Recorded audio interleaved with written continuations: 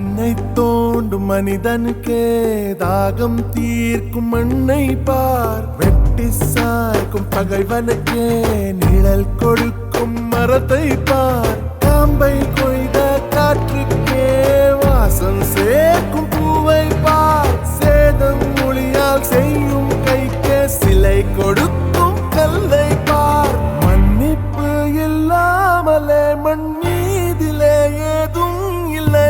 மன்னித்து